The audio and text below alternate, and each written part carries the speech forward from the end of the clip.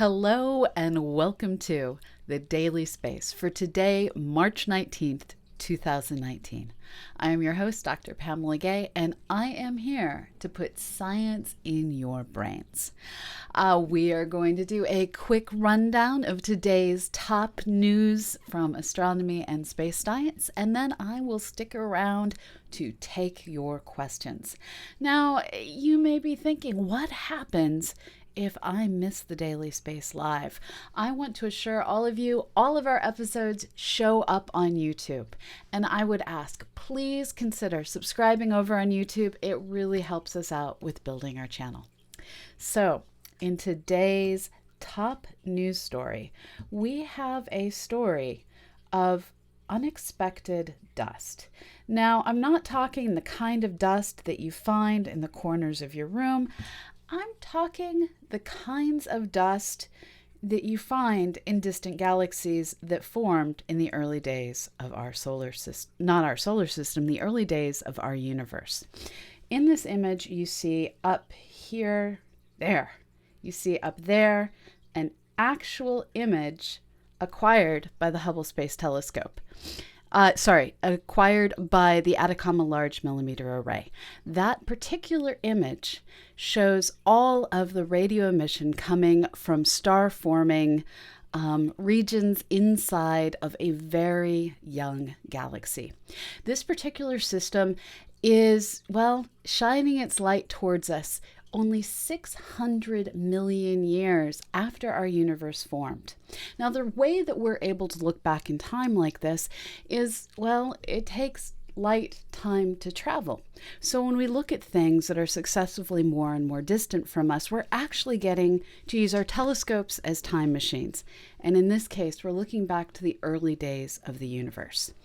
Now, in this artist's rendition of what that system looks like, you see several star clusters, you see a lot of dust, and it's that dust that is the confusing part, because the stuff that makes dust is formed in stars that have died, which means we're looking at a system that isn't in its first generation of star formation, but as early as a few 100 million years after the Big Bang had already gone through multiple epochs of star formation.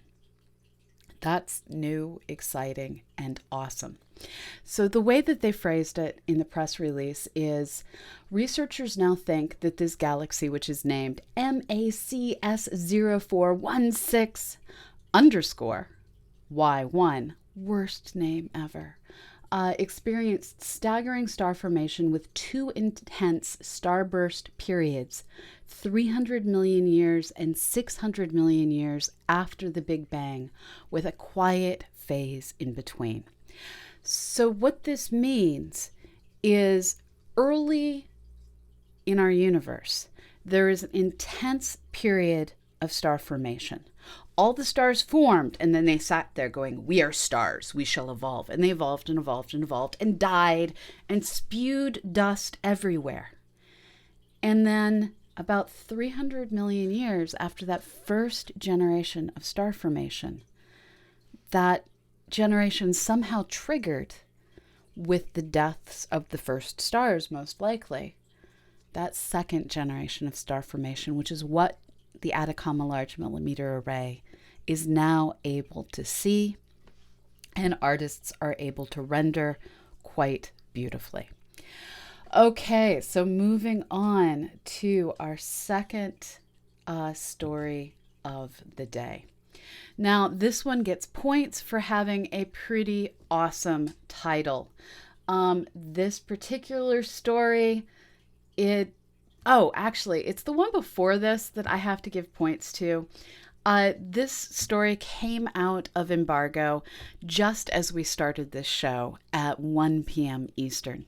The press release related to this dust, it has the clever and embargoed, so I couldn't share it on Twitter, title of The Rise and Fall of Ziggy Star Formation and the Rich Dust from Ancient Stars.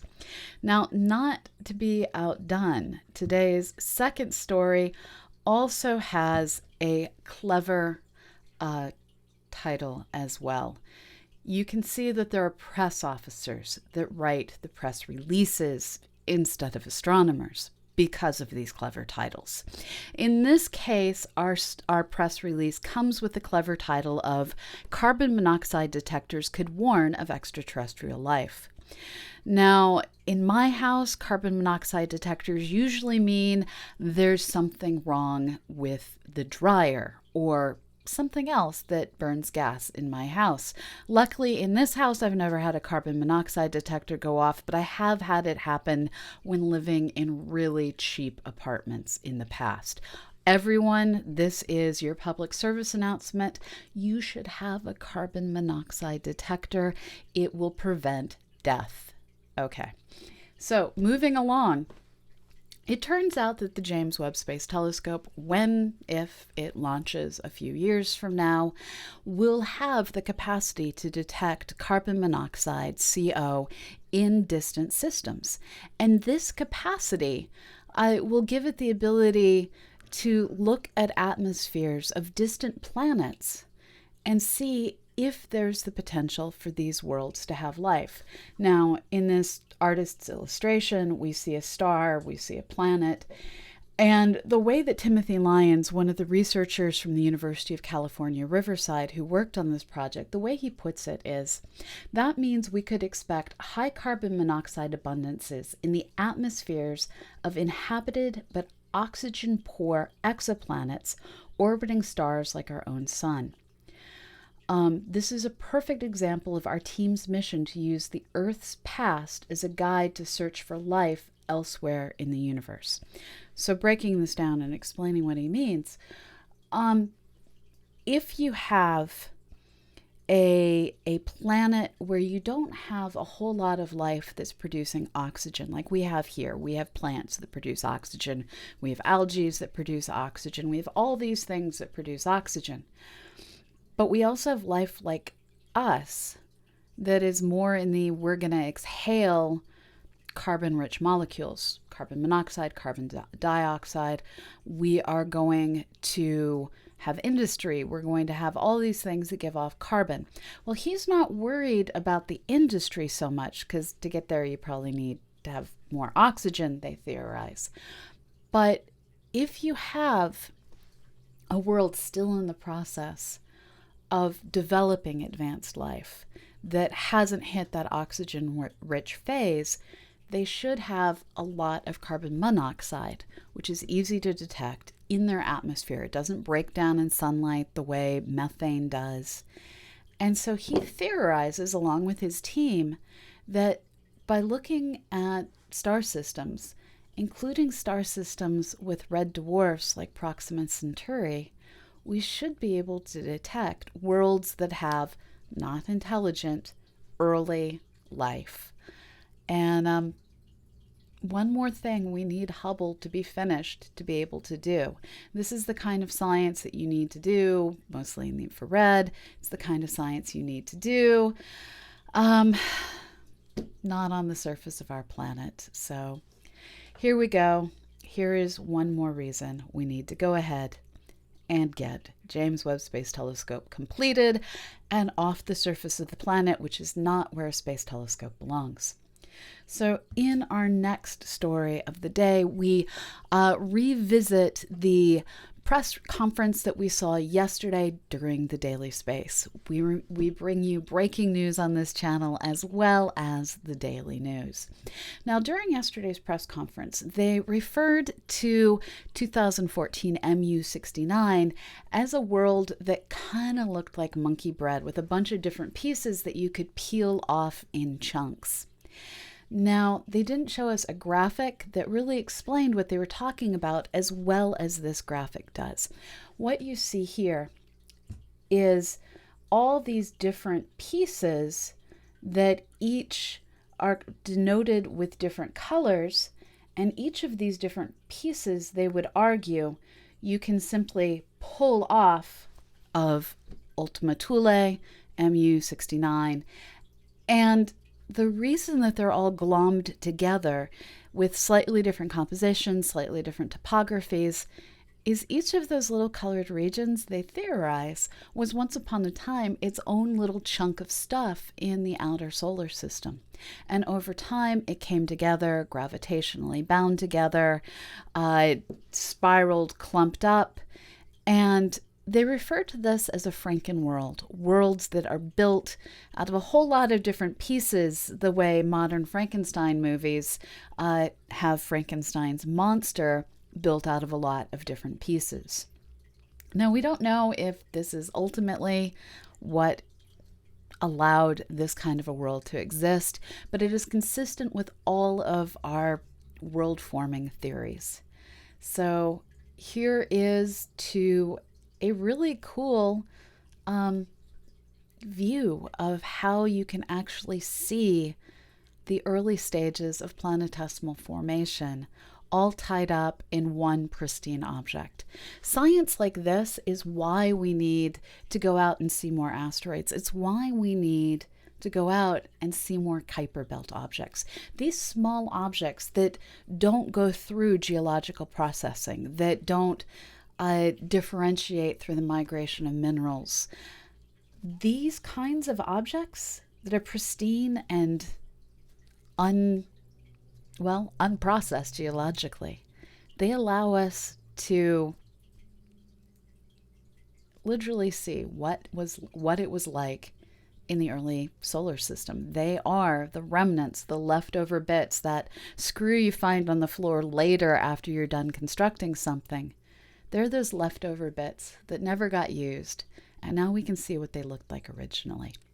Anyways, this is cool, but if you want that rock and roll wow, what we have is a short video where they actually got, I kid you not, they got Brian May of Queen to spontaneously decide this science is so cool that he went ahead and he wrote some music to go with a scientific video. Sorry, I have an interrupting loopback window. He went ahead and, after saying he wouldn't write music related to this encounter, he wrote music related to this encounter. And what is particularly neat about this is, along with Michelle Banks and some other team scientists, he was one of the team scientists that worked to put this and some of the other images used in press releases and in all of the science that you see coming out of the mission. He worked to process this data. So here we go. That did not go as planned. Here we go with the video that he put together.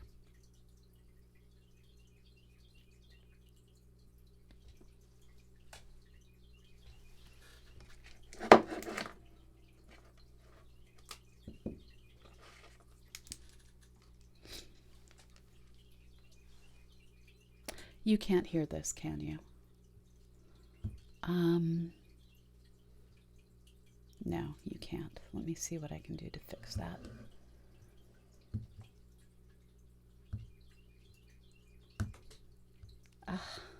It's so frustrating when I think I have everything set up and it's like, no, you're not allowed to hear anything. Okay, one moment while I try and fix these sound settings on my system.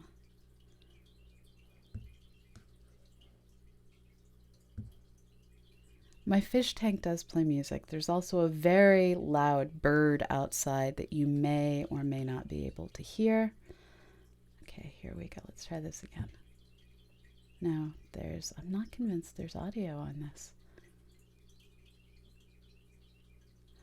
Okay, I'm going to share the link to this because I'm not hearing any audio, and I'm thinking that the music isn't on this page, and I'm hoping it's linked to within the page. Okay. So sorry about that. There is an exciting video. I'm going to go ahead and play the video and talk about what you're seeing. So this is the a series of images that were captured by the New Horizons imaging camera named Lori. This is a black and white camera that allows them to basically make sure that their navigation is going well, and you can see an object moving relative to the background stars. That is Ultima Thule MU69, and these are each of the images that were taken, and they are aligned, of course, on the Kuiper belt object and strung together from the perspective of the spacecraft. And there's the flyaway part. So it's just a cool video, and I don't know if it was a constant frame rate. I think it was, but I'm not entirely sure. So now you can see the object slowly moving relative to the background stars.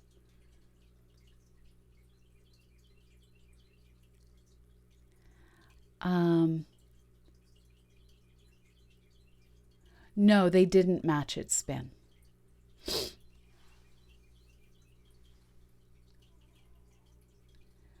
Okay, so that's really all the news we've got for today. And I'm just going to leave this great image up. That's going to require going back and hitting pause. There. Okay, so that concludes our science for today, and I will now hang around and answer your questions. Thank you so much for the bits, Lancey. Let me switch over to dog cam and you can enjoy. There you go. Eddie is in here as well, and he is currently being very non-impressed. Come on, Eddie. Come on. Go get the treats. Go get them. You can do them. I have two very sleepy dogs this time of day. Okay, so while the dogs eat the bits, I'm gonna answer your questions. So as a standard reminder, this show, I did not actually transition to dog cam. Let me transition.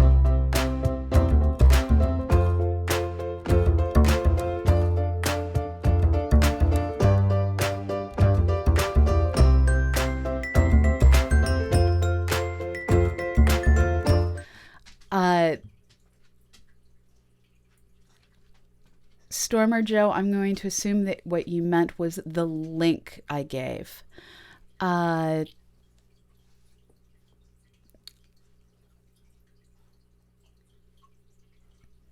an OSIRIS-REx presser coming up in a bit. Yes, drop me the link and I can switch over to cover that. I somehow missed that. It's a presser that I did not seem to get a link about.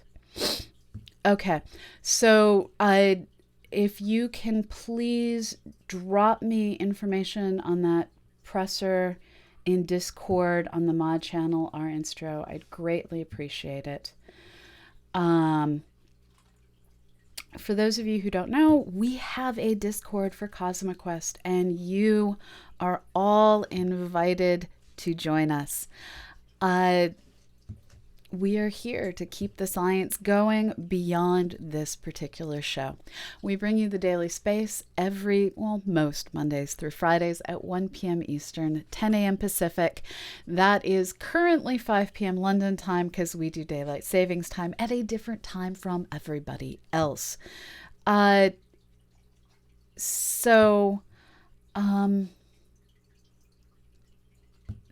you, our Instro. Let me see what time this starts. This will start at 1:30. Okay, so we have 10 minutes to set up. Okay, we can do this. So we will be covering the press conference live for OSIRIS-REx in 10 minutes.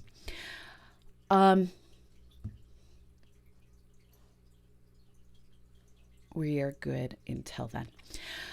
Okay. unexpected live events. I am going to ask that you please at me in the chat, and I will do everything I can to answer your questions while you type those in. This is your friendly reminder that the Daily Space is part of CosmoQuest. We are your place to learn and do science, and we are working with the OSIRIS-REx team to help them. Well, we're going to help them find that rock that they're going to bring home. And we are supported by you.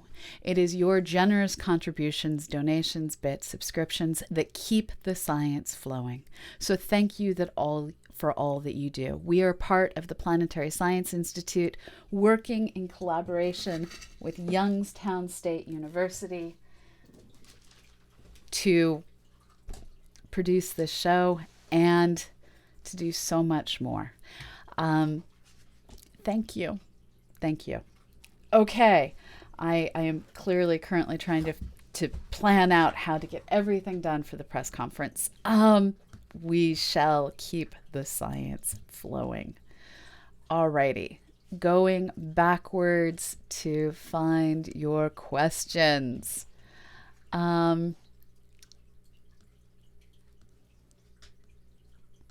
Scrolling, looking for questions from the beginning forward.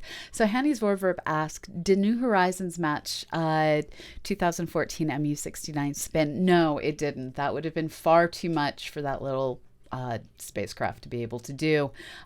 They got quite lucky, and the alignment of the spin basically was in the plane of how they were flying towards it. Okay, so our intro asks about, will I be sticking around? Yes, now that I know about it, yes, I will. Hanny's Warverb asks, does NASA expect to find more odd-shaped objects like MU-69, or do they think it's a one-off? We have no idea. This is one of the wild and crazy and awesome things about exploring something new, and the Kuiper belt is new. We don't know a lot about the small objects out there because we can't really see them well from Earth. They're just too small and too far away. This object is only about 20 miles from side to side. That's about 25 kilometers. And with something that small, trying to see it from Earth, we see a speck of light, but we can't see its shape. So, yeah. Hanny's Reverb asks, could any of the heavy elements that formed early in the universe have come from quasars? So we're still trying to understand the black hole galaxy relationship and how they form. We know that some of the most massive galaxies in our universe formed very quickly through the turbulent collapse of material, and the black hole formed in situ, essentially.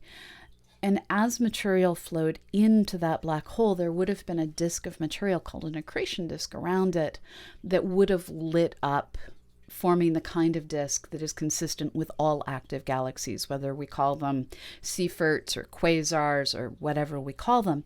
And these disks do have the capacity to form heavy elements.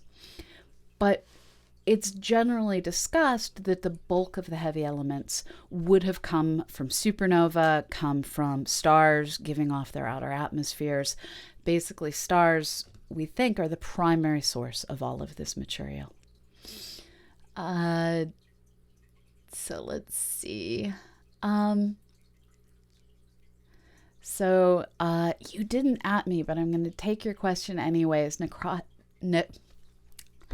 Chosen of Nurgle. I was curious if you know what the difference would be for the Gateway station if it's going to be orbiting the moon. I know it's not going to be canvas like on the ISS, but do we even have anything that can take that kind of damage? I'm not entirely. So the current plan is, I believe, for the Deep Space Gateway to be at a Lagrange point between the Earth and the Moon, but the plans on this are all fluid. The There are multiple ways that they're considering constructing it. One of the ways that I've seen discussed is to use the Bigelow inflatable modules. There's currently one attached to the ISS, but we don't totally know what the plans are. This kind of a place isn't going to have that much more of a space rock risk of impact than the current International Space Station. What it actually will benefit from is less risk of being hit by things that people dropped, blew up, forgot about in low Earth orbit. The International Space Station really has to sometimes jump and jive to avoid getting hit with space debris. Human-made space debris. So the Deep Space Gateway is going to have to worry about meteorites, but it's not going to have to worry about wrenches. It does have a much higher issue with space radiation. So they are going to have to deal with just how do we keep our astronauts safe in the face of, well, all the things that are trying to blow apart our DNA. Yeah, so micrometeorite is not our primary concern with it.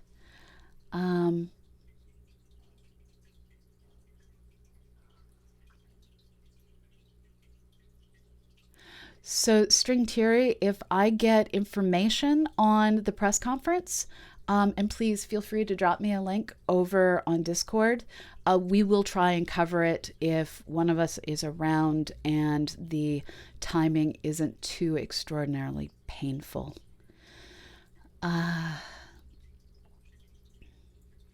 Yes, DPI 209. The Deep Space Gateway is supposed to be outside of the Van Allen belts. Yeah, Hanny's Vorverb, that's the kind of thing that we do worry about.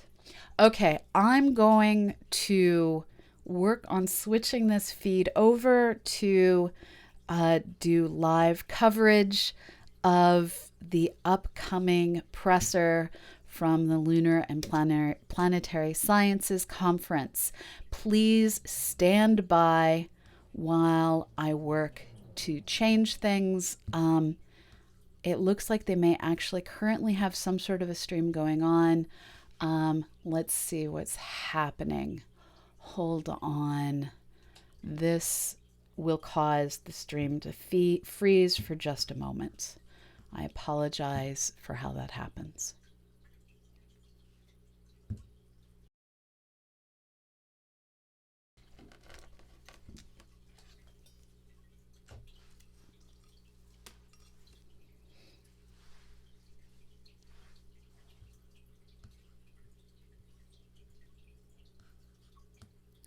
And we are back.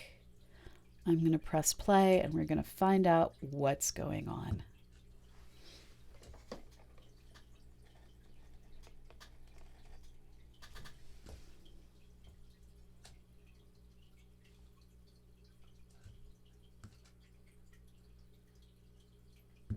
Oral sessions and one poster and a showcase sessions. So please join. So this is the end of a panel, I believe, on Hayabusa. Congratulations. And Yeah.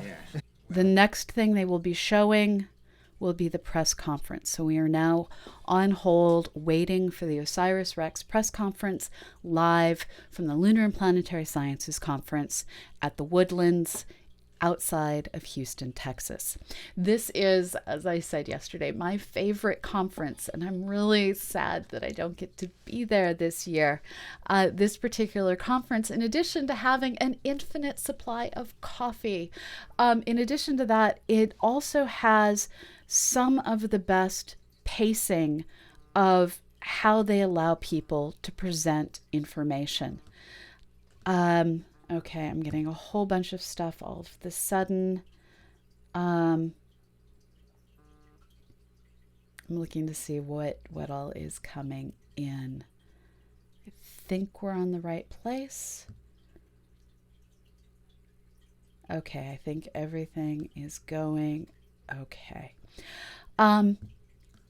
So this particular conference is the place where missions go to present their newest findings and to really review all of the results that are coming out of their missions. And the way the conference is designed is you might have several hours contiguously in one room that start out with a beautiful review of everything up till that time that has happened with the mission that touches on, and we have these maps, and we have this chemistry, and we have this other thing. And then it will flow into longer presentations, about 20 minutes in time often, that do a deep dive into each of these findings. This kind of a long form presentation, as well as having abstracts that are multiple pages in length, really allows for a deep understanding to come out of what's happening. It's a great way to go and really get yourself tuned in to, well, what's new in all of planetary science. I really wish more conferences had this particular format. Now, one of the things that they're currently experimenting with is presenting many of the different things in live stream format. I'm currently looking to see if, okay, so let's see, we have NASA coverage of this Welcome as well. And thank you for standing by. At this time, all participants are in a listening-only mode until the question and answer session of today's conference. At that time, you may press star 1 on your phone to ask a question. I would like to inform all parties that today's conference is being recorded. If you have any objections, you may disconnect at this time. I would now like to turn the conference over to Nancy Neal Jones. Thank you. You may begin. Okay, so we have... You may begin. Good afternoon. I'm Nancy Neal Jones from the Office of Communications at NASA's Goddard Space Flight Center in Greenbelt, Maryland. Today, we will reveal new and unexpected discoveries from NASA's OSIRIS-REx mission. Telecom graphics are available right now at https://svs.gsfc.nasa.gov/13154. I'll repeat, https://svs for Scientific Visualization Studio .gsfc for Goddard Space Flight Center .nasa.gov/13154. The Origin Spectral Interpretation Resource Identification Security Regolith Explorer, OSIRIS-REx, spacecraft launched September 8, 2016, and began orbiting the asteroid Bennu on December 31, 2018. Since its arrival at Bennu, the spacecraft has been investigating the asteroid and searching for an ideal site for sample collection. To give more insight on the mission and new science results, today's briefing panelists include Lori Glaze, Acting Director, NASA's Planetary Science Division, Washington; Dante Loretta, OSIRIS-REx Principal Investigator, University of Arizona, Tucson; Coralie Adam, OSIRIS-REx Flight Navigator, Kinetics Inc. Space, Navigation and Flight Dynamics, Simi Valley, California; Rich Burns, OSIRIS-REx Project Manager, NASA's Goddard Space Flight Center, Greenbelt, Maryland. We will now begin with Lori. Lori? Thank you, Nancy. NASA's Planetary Science program actually runs several missions that are studying the small bodies that include asteroids throughout the solar system. We study these asteroids to learn more about the history of our solar system and our origins.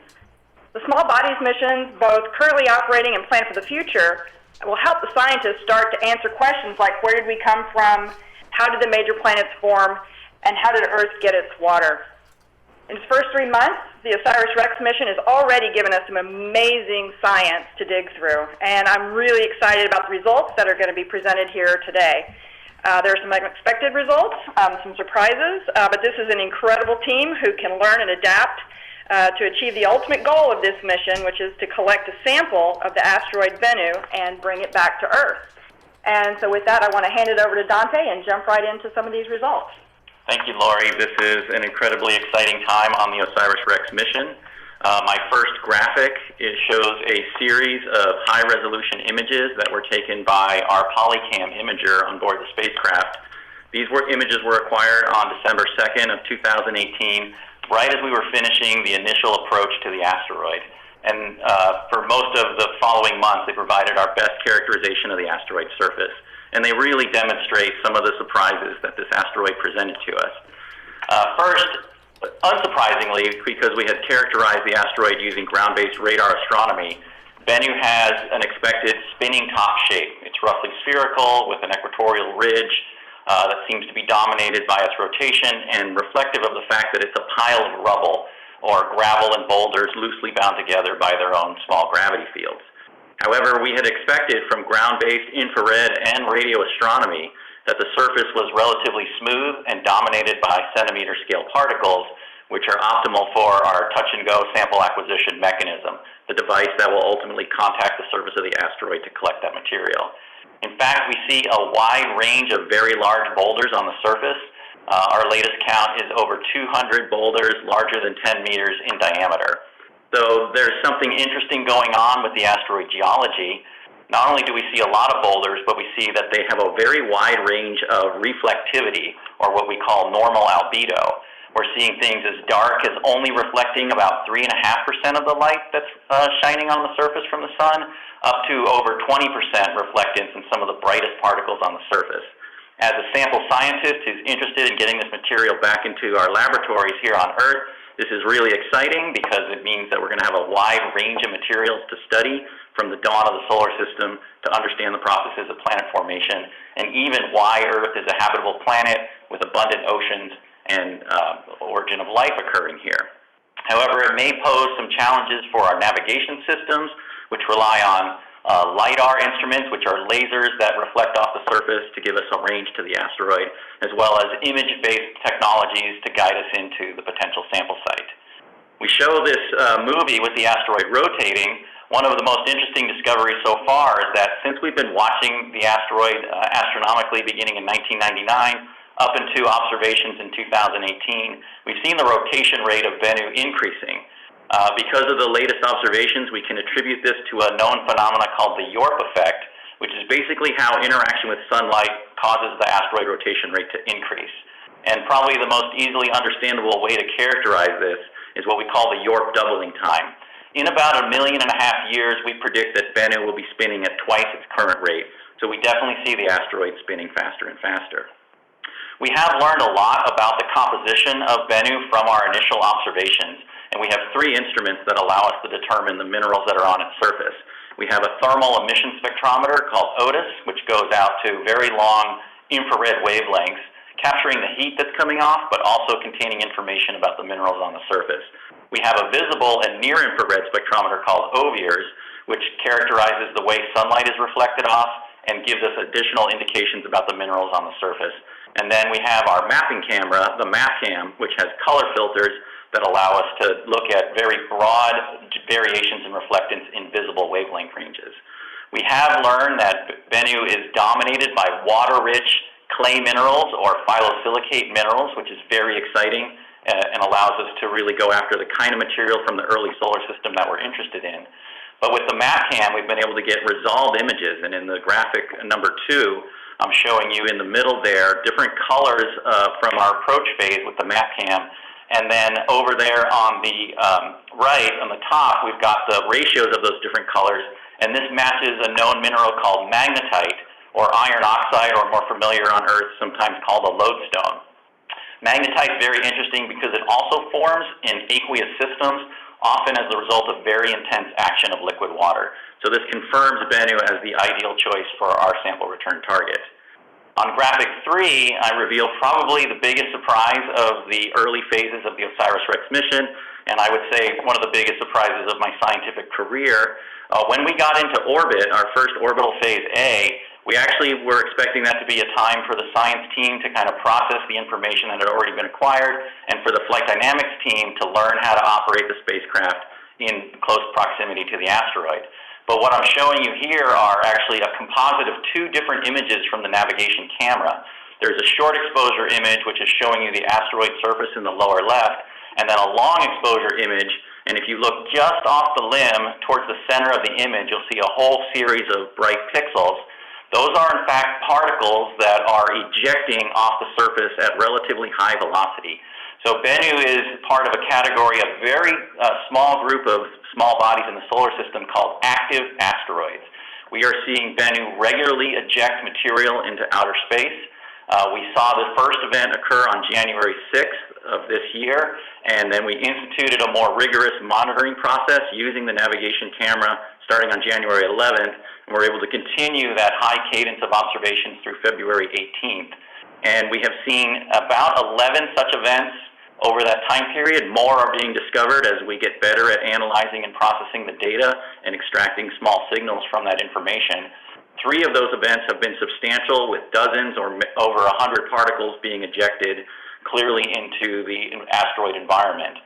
The particles seem to be in the size ranges of centimeters up to tens of centimeters in diameter, and they're moving with velocities of centimeters per second, which is very slow relative to the asteroid's acceleration and escape velocity, up to several meters per second, which means they're clearly being ejected into interplanetary space and away from the asteroid. Some of those slow-moving particles have been observed over periods of at least a week, and they appear to be trapped in the asteroid's gravity field and are ending up in orbit around Bennu. So they're creating its own set of natural satellites. And then some of them have been observed to fall back onto the surface. Basically, it looks like Bennu has a continuous population of particles raining down on it from discrete ejection events across its surface. This is incredibly exciting. We don't know the mechanism that is causing this right now. In fact, we're still learning how to process the data, analyze the information, and make sense of what's going on at this asteroid. And then in my final graphic, graphic number 4, it's just an example of one of our highest resolution images acquired to date. This is a shot from our Polycam taken from the first detailed survey station, and it shows the general rugged nature of the asteroid surface. The field of view here is 70 meters. The good news, and the reason I picked this image to show you, is that at smaller scales, we are seeing patches of fine-grained regolith, which is exactly the kind of material that we expect to be able to collect with our TAG-SAM sampling device. So even though the surface overall looks bouldery and rugged and rocky and really not what we expected from our ground-based astronomy, we are honing in on areas of sampled material, and those will be obvious areas of interest as we move forward with the mission. So I'm going to hand it over to Coralie Adam. Coralie is the optical navigation lead for the mission, and she has been responsible for a large amount of the success of our operation so far. So Coralie? Thank you, Dante. Moving on my first graphic. On December 31st, the navigation team delivered OSIRIS-REx into a record orbit around Bennu, making Bennu the smallest planetary body to ever be orbited by a spacecraft. The team achieved another record for the smallest orbit around a planetary body, which is an elliptical orbit with the closest distance falling just under a mile from the asteroid center. Getting into this orbit around such a small asteroid is really challenging, given the fact that the force of the radiation pressure, or the sunlight acting on the spacecraft, is on the same order of magnitude as the gravitational pull from Bennu. On the left-hand side of this graphic, you see the orbit as if you're looking down from the sun, and on the right-hand side you see a side view. You can see that the orbit plane is facing the sun. We call this a frozen orbit because it uniquely balances forces between the solar radiation pressure and gravity, so it allows for a more longer-term stability. When we got into this orbit, it was so stable that we didn't need to do any adjustments during the scheduled 8 weeks in orbit. Moving on to slide 2. The objective of this initial orbit phase was to transition to a method of navigation called landmark tracking, which would improve our navigation performance for future mission phases. Instead of finding the geometric centroid of Bennu, which you can see on the left-hand side of the graphic, we now navigate by surface features, which have allowed us to better understand characteristics of both Bennu and the spacecraft that affect the navigation performance. Now, what's really impressive about the outcome of our time in orbit is that we have demonstrated meter-level navigation accuracy, which is even better than the Earth-based GPS on your smartphone. You can see in these two NavCam views from orbit, and as Dante mentioned, that Bennu is very dense with boulders, which will make for a more challenging sample collection. Luckily, our predictive navigation performance has been 10 times better than what we expected before we arrived at Bennu, which means we will be able to tighten down our analyses and target a more precise bullseye tag. Moving on to slide 3. Now, just 6 days after we got into orbit, we've observed our first particle event. And this discovery was only observed because of our optical navigation method of taking long exposure images of stars, which help refine our precise measurements. So given this image-based and dynamical nature of this phenomenon, our navigation team has been able to quickly build up a tool set to characterize the behaviors of these particles. So work is underway to use these sparse data of just a few images of pixels emitting from the asteroid to trace these particles back to the surface, as well as predict where they are heading. So with that, I will close by giving big kudos to all the hardworking members of the navigation team and our entire mission team who have really demonstrated amazing and unprecedented capability on this mission so far. So I'll hand the floor over to Rich Burns, who will further speak to this graphic before moving on. Thanks very much, Coralie. So as Coralie mentioned, we were only 6 days in orbit, of the smallest orbit ever around a planetary body when we observed this event. You can imagine we were modestly concerned about particles being ejected from the surface of the asteroid unexpectedly. And so that prompted us to do a quick turnaround safety assessment. In other words, how likely was the spacecraft to be impacted by these particles? Were we safe in orbit? We did that very quickly within a day, using the available information we had and techniques that we were familiar with for low Earth orbit collision avoidance calculations. These calculations we did with 3 independent parties, and all came up with similar results, showing that we had very low likelihood of seeing an impact resulting from one of these particles. Safety analysis was further refined and informed by subsequent observations. Dante mentioned the 11 events that we've seen. 3 of them have been major, like this one you see on this graphic. All of that information led us to the conclusion that the spacecraft was safe in orbit, and we persisted there to observe these events as the orbital environment was the optimal for such observations. If we could move on to my first graphic, please. So what you see here is another high-resolution image of a location on the asteroid with an overlay of a circular region we're calling the original target area. This is the accuracy with which OSIRIS-REx was designed to touch the asteroid to collect the sample. So we were looking originally for a 25-meter radius hazard-free zone. You can see from this image, this isn't it. And the asteroid is so rugged that there is unlikely to be any 25-meter radius hazard-free zones. What do I mean by hazards? Those big boulders represent hazards, as do tilts, severe tilts on the surface and slopes on the surface of the asteroids. You do see in the upper left-hand corner a region of small-grained samples, which may be appropriate for a sample collection. Of course, that area is much smaller than the area outlined in white here, the 25-meter radius circle.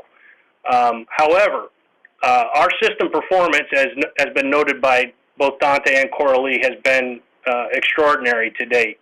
Our spacecraft, built by Lockheed Martin, has performed maneuvers with very high levels of accuracy and precision, allowing us to do things like stay in orbit without trim maneuvers, as Coralie mentioned. Our navigation performance has been exquisite. The modeling that the navigation team, collaborating with